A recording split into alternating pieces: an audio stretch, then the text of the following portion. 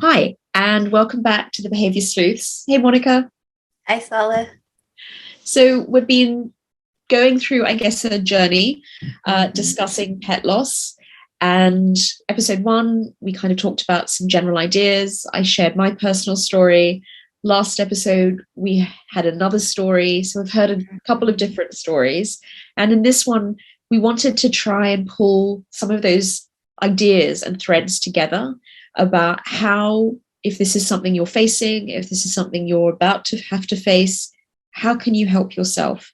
How can you find resources? What are some ideas about how to transition through this period? So I'm going to hand over to Monica. Do you want to kick us off? Sure. So, as we saw in episode 1 and 2, both Solid and Vivian kind of experienced it differently. So, everyone experiences grief differently, right? And what helped you might have been different than what helped Vivian. So, Vivian used videos and photos, and you fostered a dog, or you helped your friends who were fostering a dog, right? And Yeah. you also got more into art, if I remember correctly. Yeah. Yeah. And so coping will look different for everyone. But George Bonanno, a resilience researcher, came up with this concept called flexibility mindset from all his research he's done. And so this is kind of a trauma thing, but I think it applies to loss. And so I remember in episode 1 you shared funny stories, and so did Vivian in episode 2. And so, the optimism, the hope for the future, um, and he says also believing in your ability to cope Mm. and seeing it as a challenge that you can overcome, right? And so if you know that grief is heavy and you know that it slows you down and you might feel confused and you might feel alone, but you believe you can get through it, it can be helpful. So I remember, Sala, you shared, you sent me a link called the Rainbow Bridge, Yeah. which is kind of like a support group for people who've lost pets. Would you like to talk a little bit about that website? Yeah. So it was actually sent to me by a friend who had also experienced. So she had a brother and sister dog, and the brother died. And going onto the website, reading the materials there really helped her. And so when Ginger died, she sent it to me. And I have to say, I wasn't ready. I wasn't ready to read it. I wasn't ready to look at any of the materials that she sent. It just wasn't, I wasn't ready. Yeah. And I actually didn't read anything that she had sent. But when Fred died, I think sort of the next week, I actually went online and had a look at some of the materials, and it really helped. It helped to kind of connect with other people in the sense that these were people who were writing about their experiences and things that had been helpful for them and different ways of thinking about it. And I would not have been ready to read that when Ginger died, but I was ready to read it after Fred died. Um, and I think that can be, I think it depends when you're ready to read some of those things, because definitely box tissues, good idea. Because definitely went through box tissues reading it, but it felt cathartic. Whereas I think if I'd read it, the material after Ginger died, it would have just felt more like I was going deeper into feeling grief. So actually, it was really helpful, and I ended up sending it to somebody whose dog died very similar circumstances to Fred 2 weeks later. Um, and apparently, she went straight online, and for her, she needed it. She needed to get straight to read something about what was happening. So I think it's an amazing resource. I think it's like we say in mediation: right tool, right time, right resource, right time. Right. So I think fantastic things on there to read that I think are really helpful, but you just need, you'll know, is this something I can read now, or is this something that I need to read later? So I think, yeah, the Rainbow Bridge is a great resource. And I think also, just if you're in a situation where you don't have a lot of people around you who understand or are empathetic about what you're experiencing, who maybe are minimizing your loss or how you feel, this is really helpful because it connects you with people's writings and ideas who do understand that loss because they've experienced it, but also who don't minimize it. And so I think if you're feeling kind of alone because everyone's telling you to move on because it was just a cat or it was just a dog, I think this is really helpful for people who are really alone in that. Yeah, and so with people in different cultures, as we know, have different rituals, right? So when I lived in Hong Kong, I learned about the Chinese rituals. Fascinating. And burning the paper for the person on the other side. So I could burn money and then the person in the afterlife would receive that. Yeah, not just money. You can burn like a house. Everything, or a Gucci handbag or exactly. Yes. And so for pets, it's what kind of rituals do we have? And we talked about it a little bit in episode 2. But rituals can help as well, right? And so whether it's a person, a pet, having that ritual, having that closure can be very helpful. So one part of grief is the loss. This is according to Margaret Strobe in the Netherlands, is the loss and the restoration. Restoration is what you were talking about. About 3 weeks later, I went back to work. And so if we just sit in the loss phase, it can become, we can get sucked in. Yeah. But sometimes if we just focus on the restoration, we're not honoring our grief. And so it's like this cycle, right? And that's what grief feels like, these big waves. And then they become smaller and smaller and smaller. So something that I've done when I've been grieving is set a certain time to grieve. So for me, it's always the morning and night. That's when I feel the heaviest, the loneliness. So I might wake up a little earlier, set an alarm, and just go into my grief and sit with it. And when the alarm goes off, I'm very patient with myself because grief can really slow you down. Take my time. Like, okay, I don't feel like washing my hair today. Fine. Just take my time in the shower. Things that don't need to get done, I will not do today. I have a priority list. And then focus on the present while I'm at work, right? Because I can't be distracted. I need to be very focused. So after work, I set another time. Okay, now I can grieve and I can go into it. And so it's like this set time for loss, set time to get back to life. And again, everyone grieves differently. But that's what I found to be very helpful. Yeah, I think waking up early would have been really hard for me because I think one thing that I was surprised by was I just felt exhausted the whole time. Like it didn't really matter how much I'd slept. And one thing that, as Monica knows, there hasn't been a lot of sleep for me for the last year and a half because they haven't been sleeping for various reasons. And definitely the last couple of months, it's been very disturbed sleep. And so that was another thing. I think there was physical exhaustion that I was kind of giving into, but also just emotionally, the physical exhaustion kind of tied to it. So I found I was sleeping not more necessarily, but later, because I'd still wake up, still think I heard Fred's feet, and then realize he's not there. But then I would be sleeping much later than I would normally do. And I think that was important as well, was just letting yourself, because often when you have got to the end of life with a pet, there has been a time of strain and stress because of the medical issues that are going on. Yeah, I remember how tired you were. Yeah. I mean, this was months and months and months of no sleep. So I could totally understand how you needed your sleep at that point. Yeah. So I think that's lots of it. I thought of setting an alarm and waking up early. It just sounds horrific. Awful. I can imagine. I think it's also just understanding where are you when you get to the point of starting grieving. And that's a good point. Yeah. And if you are physically depleted, then that's what you need to focus on. You need the sleep, you need to eat, whatever it is. You need to do that. But yeah, it was, I mean, I actually still feel really sleepy a lot. But I'm kind of hoping it will pass. But yeah, I think that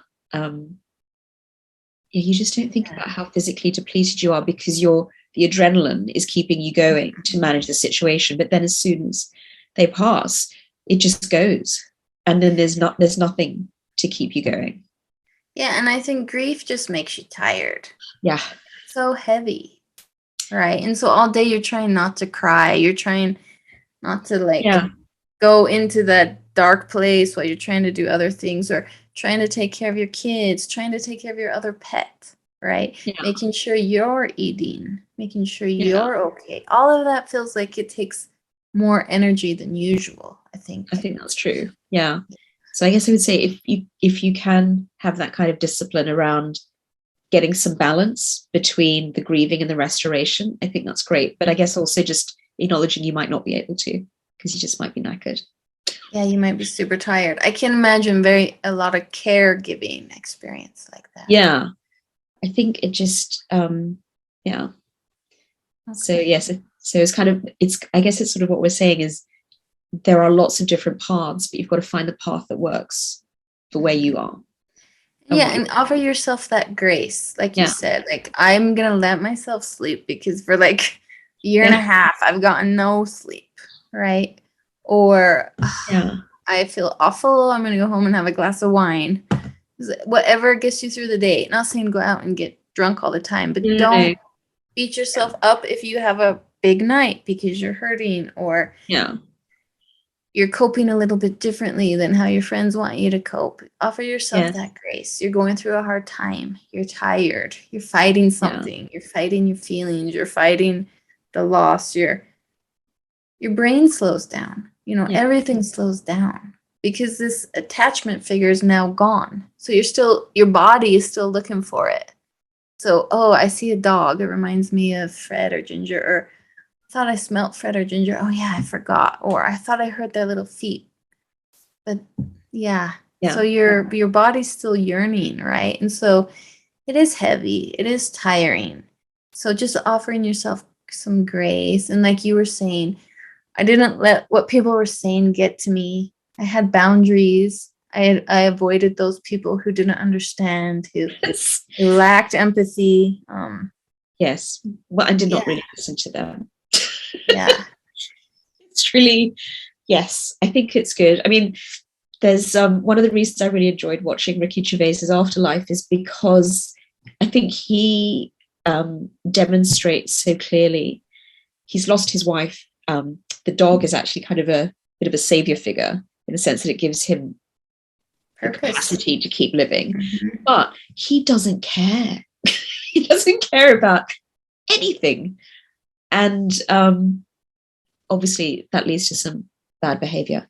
But it's very enjoyable to watch, because that's kind of how you feel. You're like, look, this massive thing has just happened.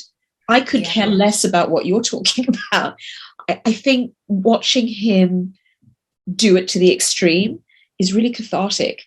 So I would definitely recommend The Afterlife by Ricky Gervais. But if you're grieving, seeing somebody get to live out behaviors that we would not normally do, or we would feel like, well, I can't say that, or it's rude, or it's inappropriate, he says it, and it's awesome. I'm not suggesting people run around doing things that are going to get them punched in the face, but watching somebody else get the opportunity to live that level of, I really don't care what you're saying or what you're interested in, because I've just lost my wife, or it's so cathartic. And it makes you laugh. I really enjoyed it. So humor is a good way too, right? It helps. Yeah. I think it's got to be the right type of humor at the right time. Yeah, right humor, right time. Yeah, definitely Ricky Gervais Afterlife is, for me, if you're grieving. But again, I don't think I could have watched it 6 months ago. It wouldn't have resonated for me as much as it did when I watched it in January, because I wouldn't have been ready to watch it. At the right moment, yeah. So in episode 2, Vivian talks a lot about something called continuing bonds. she makes a video for her cat. She's got the photos. Yeah. In episode 1, you were talking about you have the teeth. So continuing bonds it could be physical, it could be psychological, right? So the physical things that I still have. Yes. And sometimes continuing bonds could make people more upset, and so they want to donate it. Yeah. But sometimes it's helpful. Yeah. I think that's interesting because I've spoken to quite a few people recently who have experienced the loss of a pet, and just the reactions to what do you do with their things is quite different. So I know somebody who didn't even clean the paw marks off their floor for a month because they couldn't deal with the fact that there were going to be no more paw marks, sort of dirty paw marks from the garden. So they just wanted to leave them so that they could still feel that connection. I kept a couple of the things that I think were really important to Fred and Ginger, and then everything else we donated, because I also felt like they were rescue dogs and there are lots of other rescue dogs that need help. So that's one of the things that I did for them, for them, which is I sponsor a rescue dog with the same organization that Fred and Ginger came from. And I've now sponsored a dog in each of their names. Oh. So there's now 3 dogs being sponsored because Fred and Ginger are each sponsoring a dog. In their, I mean, obviously it's not them and it's not their money, but it's in their names, and that felt like I was kind of honoring them and helping the organization that found them and saved them so that I could have them. So yeah, I think that for me felt like a really nice thing to do, because it's kind of the fact that they were there means more dogs get helped. So that kind of felt right. Yeah. That's really nice. I didn't even think about that. But yeah, that's a nice way to honor their life. Continue with that bond. Yeah. And we do it with humans all the time. People donate wings in people's names, but it's nice doing it in an animal's name as well. Mm-hmm. Yeah, so with humans, we have ashes, we have a burial place for pets, right? Yeah. And so you and Vivian both talked about the ashes and what you did with it, and you even talked about the rituals around it. Yeah, and I think that also depends on where you're living. So I know that for people that I've spoken to who live in countries where you can do this, they'll put the remains of their animal somewhere in the garden, somewhere in the home, near the home that they live in, near a specific tree or a plant or some area that they think is special, where they want to go to be able to remember them. It's not always an option, depending on where you live, and where Vivian was living and where I'm living now in Hong Kong, it's not an option. You have to cremate animals. So I got them special urns, so they're matching. They're from Hong Kong because I feel like they're Hong Kong dogs. They should have something, and I wanted them to have the same thing. But so those are kind of on a shelf in the sitting room with Ginger's crystal that her animal communicator gave to her so she would like other dogs more. It never worked. But every time I see it, it makes me laugh, because he was like, oh, this will help Ginger to love other dogs.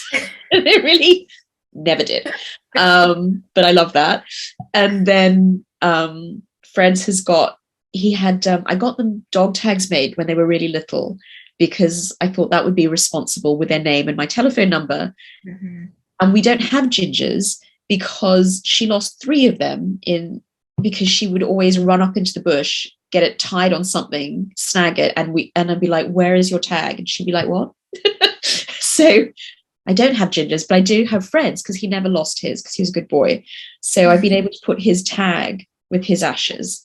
So it's just kind of things that would really associate with them are kind of there. So I think and I know people have different plans. I know some people that want to scatter the ashes before they leave Hong Kong, for example, because they want like a favorite walk or somewhere.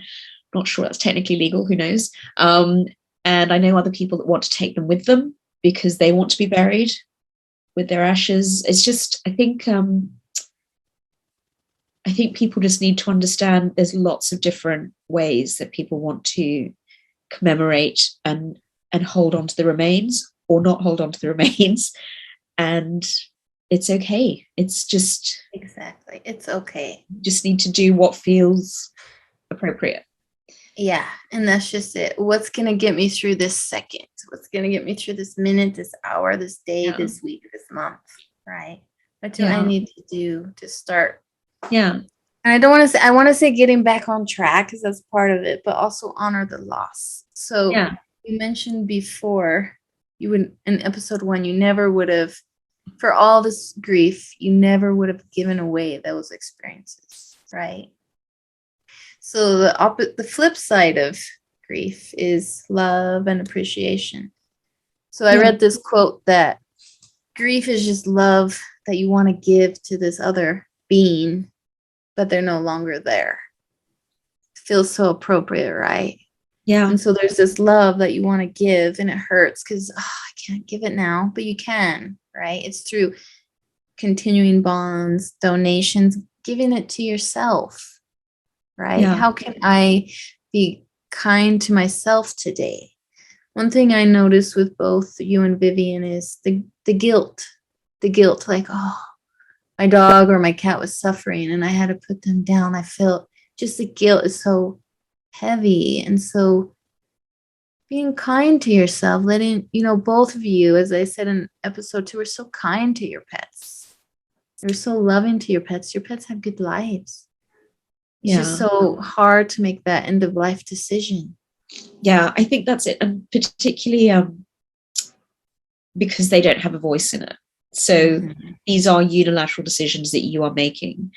And if they could have a voice, you really don't know if it would be the same as the decisions you're making. I think that's what makes it very difficult. Because you're always, did I make the right choice? Was it the right time? Should I have done this? What if we changed that? I mean, it's like everything. You're like, should I have made a different choice 6 years ago when we did this treatment? Or should we have done that? Would that have made it? But you can't. Yeah, it's kind of, you just have to go with what's happened. Yeah. And both of you had animals who were suffering, really suffering, right? And so the controversy is, why is it when I can put my pet down who's suffering, I can't put down my suffering grandma, grandpa, spouse who, it's just a big choice. Yeah, or even ourselves suffering. Yeah, or we even get to make those choices for ourselves. We don't get to make these choices for ourselves. It's just it's big. Yeah. No, I think kind of just acknowledging that is good. I think it can really help to have a good vet. So if you have a good relationship with the vet, that can really help, because obviously they don't make those end of life decisions, but they're giving you the medical information that you use to make those decisions. And I think I was really lucky to have very good vets and a good relationship with those vets, but I've also spoken to people who have had terrible experiences where they were in distress, the animal was in distress, and the vet just treated it like they were turning off a washing machine. And that made it even harder for them to deal with the loss, because then they were really like, they didn't get supported by the medical professional, and they're now like, well, did I get all of the information I could have had to help my animal? So I think that's also really important, is if you don't have a good vet, find one. That you need to have somebody that you can work with, that you've got confidence in, that they actually care about what's happening for the animal. And there are some really, just like doctors, some have got great bedside manner and others are terrible. But you really need the help, I think, when you're coming to those end of life decisions. For sure. And that leads me to another point, is blame, right? So don't blame yourself. Don't blame your spouse. Don't blame other, because there's some anger sometimes. I didn't see it with you or Vivian, but I does not the outcome I wanted. So I'm angry at the doctor. I'm angry at myself. I'm angry at my spouse. I'm not saying that anger isn't valid. It is, but sometimes the blame doesn't help. The guilt, the anger, it's part of the process, but sometimes it keeps people stuck. And it causes conflict in your marriage, with your kids, at work, which creates more problems. No, well, I mean, I think we both work with people who get stuck in conflict and stuck in anger. Yes, absolutely. And Absolutely. It's even if there is justification for the anger, it leads to a very negative spiral. I think is generally what we both have seen in our work, that it has these negative impacts on all of the arenas of their lives, but it also spirals down. Like, it's just, you've got to find a way to cut that interaction, to let go of the anger. I mean, obviously, if there's been some kind of accident or there's been some medical negligence, then yes, you need to be addressing that. But the kind of generalized anger, you should have made different decisions, you should have done this better, that isn't going to help. Same for us blaming ourselves. I should have. Well, I truly believe, for the most part, people are doing the best they can with what they have, with the information they have, with what's in front of them, right? Yeah, no, I think that's true, because I think particularly when you make all of the medical decisions, it's really easy to second guess some of those and be like, well, we should have done this treatment option, or this should have been. The reality is you don't know, because it could have gone in a different direction. Who knows? You just kind of, I think, have to accept this is where you are. How do you move through it? But yeah, I think you're right. I guess I haven't yet, because I've talked to quite a lot of people about their experiences, and so far I haven't really had anyone who's angry at themselves, or angry at someone else because of what happened. But I can see how that could happen. So it's not really anger, but I've often seen that. I guess the other thing that Vivian talked about, which was interesting, is just in terms of ritual around having a ceremony, which at least in Hong Kong is an option when you do the cremation. It wasn't one I wanted to take, but I have spoken to people who have done that, and I think for them it was helpful. So again, it's just finding what is appropriate for you. So if going to where your animal is going to be cremated, seeing them before is helpful, then you should do that. Or for Vivian, she was saying, actually pushing the button to start the process was really important to her. That felt like she was then taking.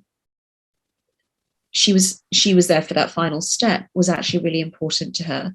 I really didn't want to do that. So it's different for everyone. It just depends. You just need to kind of do what's right. But I think it's also interesting because when she was saying, oh, everyone's seen that video, when I asked her about the video she made, she said everyone's seen it because she put it on Facebook. It was really interesting because I just thought, because I remember when Ginger died and you'd asked me, will you do some kind of ceremony? And I actually feel the same for Fred as well. My life is irrevocably changed because they were in it, but no one else's life is irrevocably changed because they were in it. And so for me, it's a bit like that the ceremony would only be for me. There's no point in having other people there. So for me, it was kind of more, what can I do privately that helps me, as opposed to doing something publicly. But I thought it was really funny that, because Vivian was like, no, I want everyone to see this because I want people to kind of have seen their story. It was really interesting to me, just the difference in that. And I remember I asked you because I saw Cesar Chavez meet a oh my gosh, his video for his pit bull. Oh my gosh, that got me. Milan. Oh, Cesar Milan, sorry. Who's Cesar Chavez? I'm not sure who that is. It's Maybe he's Hugo a boxer. Chavez. Maybe he's a boxer.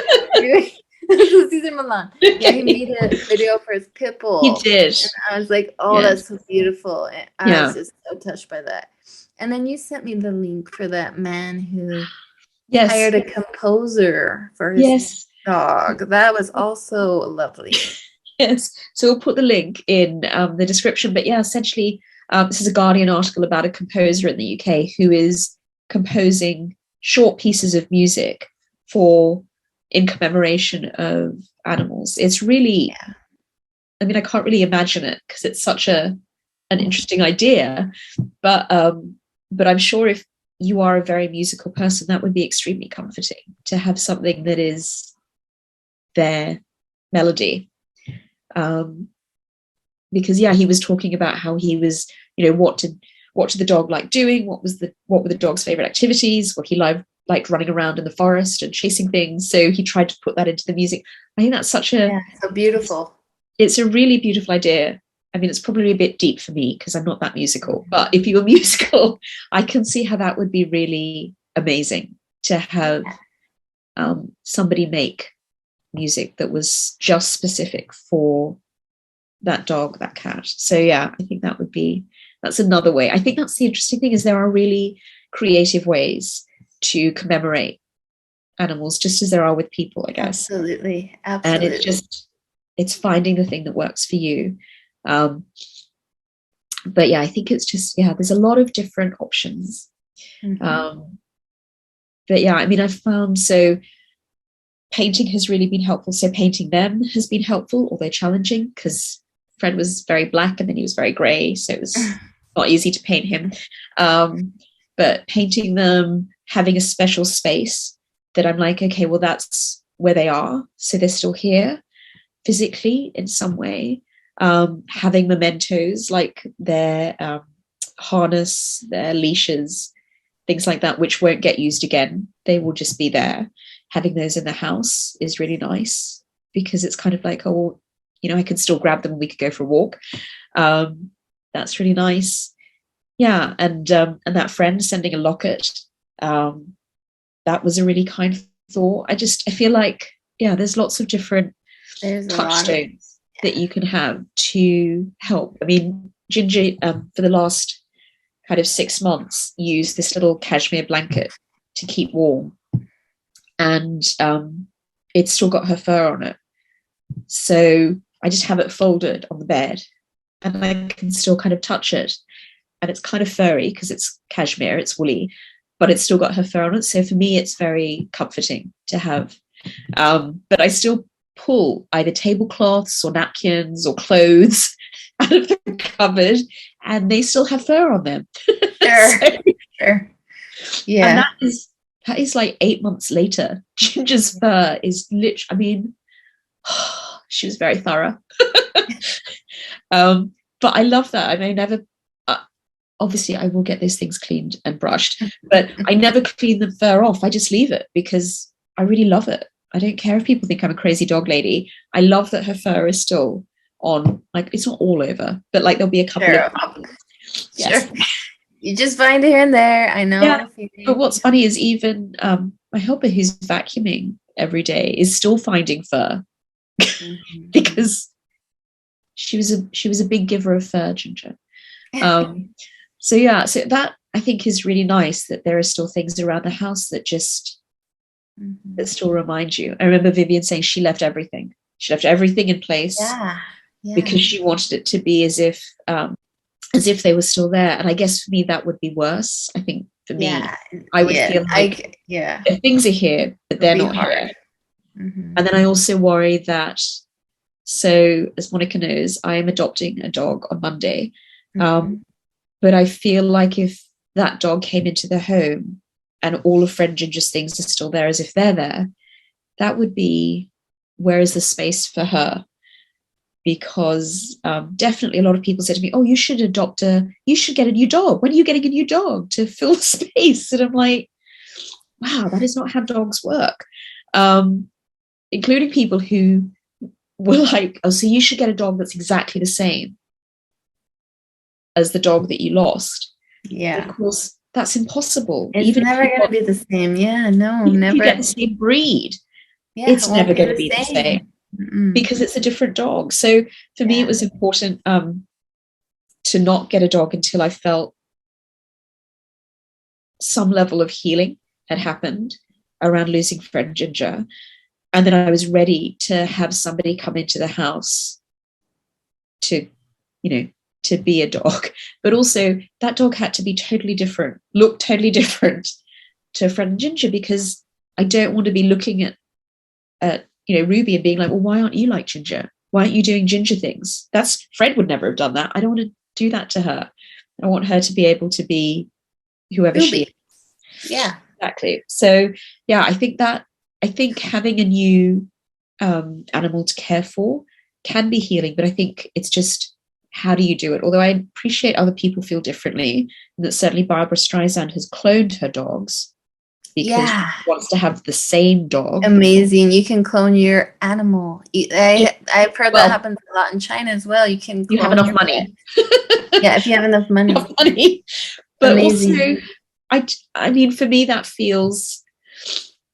it feels like you're not honoring the memory of the dog that passed, because what you're essentially saying is, I can replicate you, and you can't. I don't think you can't. No. Yeah. The genetic code might be the same, but the experiences that dog has will be different, and so it's a different dog. It's a different dog. Or cat.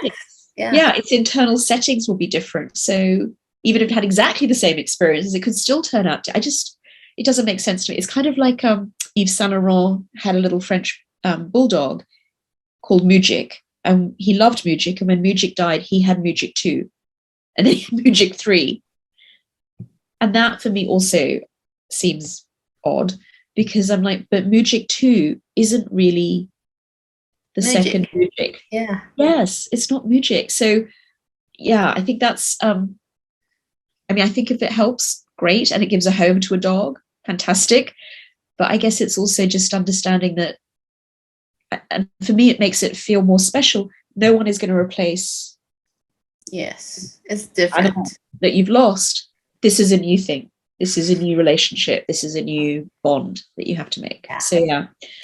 So I think, yeah, when you're ready, it's okay. But I think a lot of people will say to you, "Oh, just get a new one," as if you're replacing a toaster. And it's just, I know. Yeah, you won't say, "Go get a new kid. Go get a new spouse. Go get a new friend you just lost. Go get a new sibling." You would never ever say that. You would never say it about a human, but definitely people feel like they're being helpful to say it about an animal. It's very. I think they think they're being helpful. Yes. Yes. Yes. So yes, you just need to resist. You need to resist. And also decide if you want to have another animal in your life. I mean, for me, I think dogs are the best thing in the world. So to have a dog in your life is like the best gift that you can ever have. So I wouldn't want to have a life where I didn't have dogs. I'm kind of like the Queen. I would always want to have dogs. But I can also understand.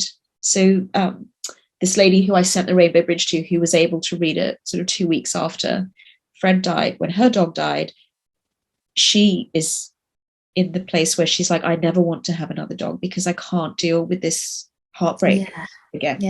Yeah. So I understand that as well. That's also a perfectly reasonable position to be like, I can't do it. I can't. Absolutely. Yeah. Because it is about being vulnerable again, being vulnerable again to loss and heartache, bringing an animal back into the house. So I get it. Yeah, and animals do not have the same lifespan, unfortunately. I mean, cats and dogs don't. So yeah.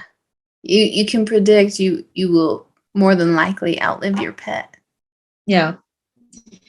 And I know when they're alive, we decide, well, that means we need to make every moment more precious. And I think that's true. It's just that when they go, I think it doesn't really prepare you for the pit, the chasm on the other side. But I think it's worth taking that risk. I think it's worth taking the risk to be able to experience the joy. And particularly if it's a rescue animal, that's an animal that needs a home. So, if you can give it a home, that's a net gain for humans as a species, I think, on the planet. And I feel like we could do with some net gains. Oh, that's funny. Yeah, so I guess at the end of the day, it's grief feels a little different for everyone. Coping is different for everyone. Give yourself some space to grieve and grace, right? Give yourself some grace. I'm a little slower today. I'm a little more tired today. I don't want to interact with anybody today, right? But at the same time, remember, okay, I have kids to feed or another dog to take care of, or I have or a work, job to keep. a job to keep. And so it's the balance. And it's tricky. It's tricky. Sometimes when you're grieving, the day is so long. Yeah. The minute is so long. The second is so long. Yeah. And I don't want to say it passes, but it gets easier with time. It does get easier with time, which is obviously a really deeply unhelpful thing to be told. Yes. It's not what you want to hear. No, it's not what you want to hear. This will get easier. But I have to say, something you said really helped me because, again, I think they were well-meaning. I had people who said, oh, you need to go and speak to a psychologist right now. Right. Because you're pathologizing. Sad. Yeah. Yes, because you're sad. Yeah. So therefore, and I'm like, I think being sad is a normal reaction to what's happening. Grief is natural. Yes, I don't think that's an abnormal reaction. Yes. But you said to me, and it was really helpful because I would remember it, but you just said, it's okay. Whatever you're doing is okay. And if you're crying in 6 months' time, that's okay. Yeah, you will grieve as you need to grieve. And it was really, I think it was really validating when you said it. And it's definitely been really helpful to me since, because I think people do try and they don't want to deal with you being in pain. So they want to shuffle you off to a professional. And yes, definitely professional help is amazing. You're a psychologist. We're not going to, not think of professional help is amazing. But not everybody needs to go to get professional help. And sometimes it's just saying, I need time and I will deal with this in my own way. Yes. I agree. And grief counseling, okay, I gotta watch my words, but it's not for everyone, right? And so you can't say, oh, you're grieving, go talk to somebody. That might make it worse. Because when you're sitting with the grief counselor, you have to talk about it. And maybe that's not what you need. Maybe you need some space from it. Maybe you need to get into nature, do some art, spend time with friends. Yeah. It's different. But I'm not saying don't talk to a grief counselor. If you feel like you need to and it would benefit you, sure. But being forced into it is not necessarily helpful or necessary. And it could make it worse, actually. Because maybe that's not how you need to cope. Right? Yeah. Yeah. And I think also it's kind of I think for some people who don't want to deal with you being upset, it's kind of a cop-out. It's like, well, if you go and speak to someone professional, then I don't need to interact with you. And I don't have to feel uncomfortable. Yes. So, I think that obviously, again, it's a personal choice and also personal choice about whether it helps. But I have to say what you said, I would hear those words in my head. I'm glad it helps. Oh, I'm glad. Because I think you're wonderful. I know this is on air, but I think you're wonderful. And it is hard to see you suffer, but at the same time, I understand it's grief, and your grief is valid, and I understand why you're grieving. Yeah, right? But I think it's also we're not comfortable with people. We were talking about people not being comfortable with other people crying. We're just not comfortable with sadness. Yeah, and when anger, sadness, anything. Yeah. When I'm working with parents who are separating and we talk about normal reactions from their children to the separation, and it will be, some of them can seem quite extreme, grief, blaming a parent, blaming themselves, and parents get upset. And I'm like, but these are normal. Like if your child is sad about you separating, that's a normal reaction for a child to have. That's not something we need to, send them off. Yes, because it's normal to feel that they're losing something. So how else should they feel? If it's becoming now it's a problem, and now they're, it's affecting their self-esteem, or it's affecting their grades, or they're not sleeping, or whatever it is, then yes, we can deal with it if it's become overwhelming to their capacity to cope. But if it's within their capacity to cope, for them to feel that emotion is part of being human. Absolutely. But I think we're just not comfortable always with people feeling negative emotions. Yeah. So I think I agree. Yeah. Just sitting with them is okay. Yes. Yeah. So some of it's very normal, right? Sadness, anger, bargaining, acceptance, doing things we wouldn't normally do, like running and running and running and running just to get that out, right? Finding more or less energy than normal, painting more than normal, sleeping more than normal. That's okay. I mean, I would love to experience running more than normal. That sounds great. I can't even imagine what that would be like. Wow. But yes. Yeah, I think, wow. But yeah, I think it's true. Yeah, so you just make more cups of tea than normal. I mean, I started to make cups of tea with sugar in because I felt like I was in shock the whole time. Yeah, shock is another one. But I felt like I was doing something to look after myself, because I know that you're supposed to give hot, sweet drinks to people in shock. So I didn't know that. I would just medicate myself with hot, sweet tea, and I would feel like someone's looking after me. Or I'll make soft-boiled eggs with soldiers, and that's something you give to people who are sick. That means I'm looking after myself. So there's even odd things that you can do that feel like you're being cared for. Exactly. And that's a good point. How am I caring for myself, right? Yeah. So everyone grieves differently. See a counselor, don't see a counselor, but grief is normal. But you made a good point. If it gets overwhelming, you can't go to work, you're not functioning, you're not doing well in your relationship, that is when you need to see the counselor, for sure. Yeah. So. Yeah. Okay. Yeah. I think it's time for a cup of tea. Well, Solid, once again, lovely to see you, and thank you for sharing your experience. I think it's important. I appreciate it. People need to know they're not alone. Yeah. Pet loss is real, right? Yes. It's valid. It's very valid. So I want to say thank you again. Oh, well, I want to say thank you to you for helping me get through it. Oh. And being there, because honestly, it's there are things, not many, but there are a couple of things that people have said to me over the years, and I just play them back, and they're really helpful. And definitely your voice is in there. So it's really nice to have had that. Aww. So I appreciate you. That. Warm fuzzies. Thank you. Okay. So if you are experiencing pet loss, I'm so sorry for your loss and for what you're experiencing, but I hope that maybe some of the things that we've shared in some of these episodes can help for you to get through it. Yes, absolutely. Yeah. Okay, so also, do you recommend cups of tea? That's the Australian in me. Tea helps everything. Okay, so thanks a lot, Monica. Thank you too, Stella. Okay, bye.